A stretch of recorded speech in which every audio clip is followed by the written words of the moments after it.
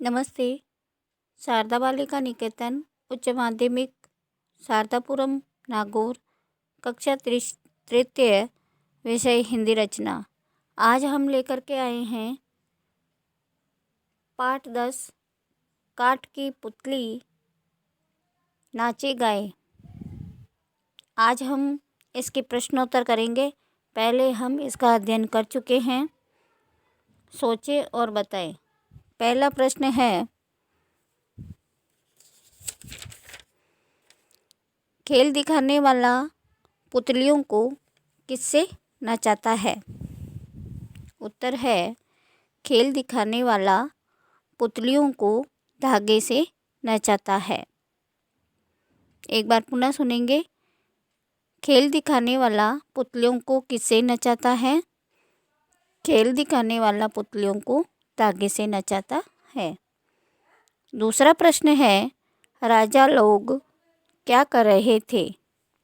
उत्तर है, राजा लोग तालियां बजा रहे थे। प्रश्न तीसरा, माथे पर टोकरी लेकर कौन आई? उत्तर है इसका, माथे पर टोकरी लेकर तरकारी बेचने वाली आई। अगला प्रश्न है इसका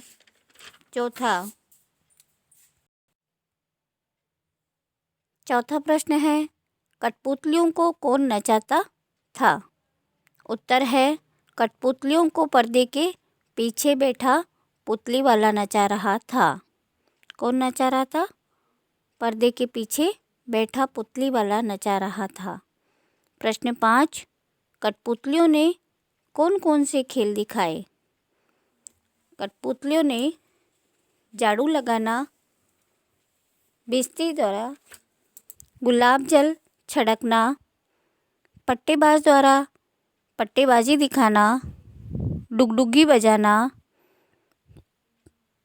राजाओं के बीच लड़ाई, तरकारी वाली का नाच और गाना इत्यादि खेल दिखाए थे।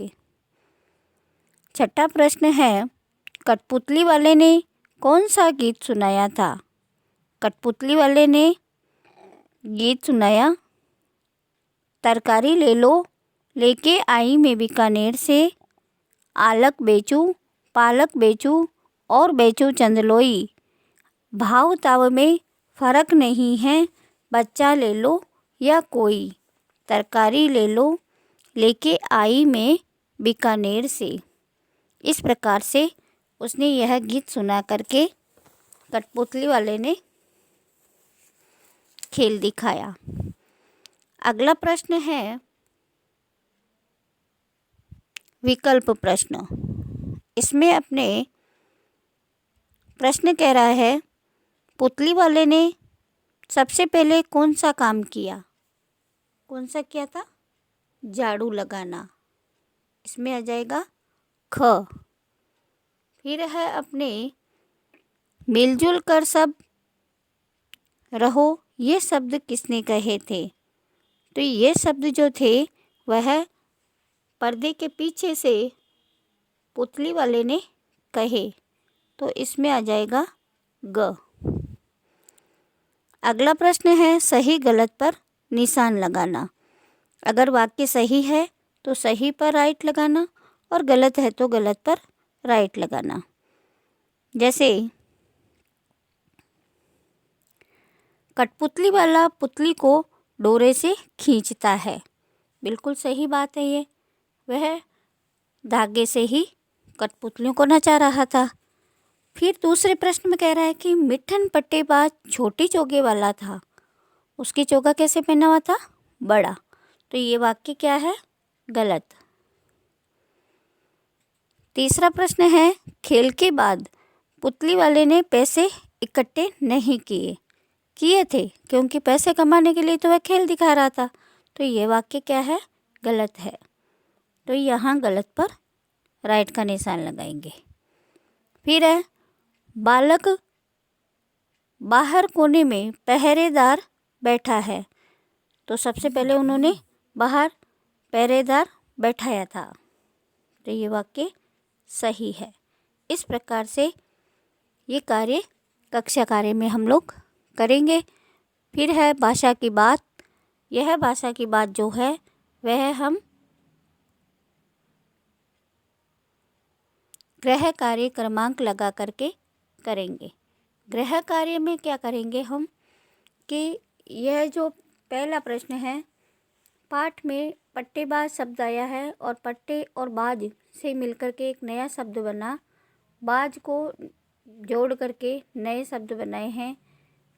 तो इन नए शब्दों को हम इनके खाली जगह सामने जो दिख रही है वहाँ हम लिखेंगे। एक बार मैं आपको दोहरान करवा देती हूँ, फिर आपको ध्यान में आ जाएगा कि किस प्रकार से हमें यहाँ पर रिक्त स्थान में लिखना है। जैसे दगा प्लस बाज, तो यहाँ पर हम क्या करेंगे, दगाबाज रिक्त स्थान में लिख देंगे। उसी प्रकार से यहाँ लिखेंगे चाल प्लस बाज चालबाज, यहाँ लिखेंगे कला प्लस बाज कलाबाज, तलवार प्लस बाज तलवारबाज। फिर हम दूसरे प्रश्न में बाज की जगह पर हम क्या जोड़ेंगे, दार, तो यहाँ पर हम लिखेंगे ईमानदार, खुशबू प्लस दार खुशबूदार, बदबू प्लस दार बदबूदार, दुकान प्लस दार दुकानदार, चौके प्लस दार चौकेदार चौकीदार, और यहाँ पर समझदार। अगला जो प्रश्न है अपने वह है लिंग में परिवर्तन करना, अर्थात स्त्रीलिंग में परिवर्तन करना है। यहाँ पर पुल्लिंग दिया हुआ है और हमें स्त्रीलिंग इसको बना करके सामने लिखना है। जैसे घोड़ा घोड़ी, लड़का लड़की, यहाँ पर की बना देंगे, बेटा का बेटी,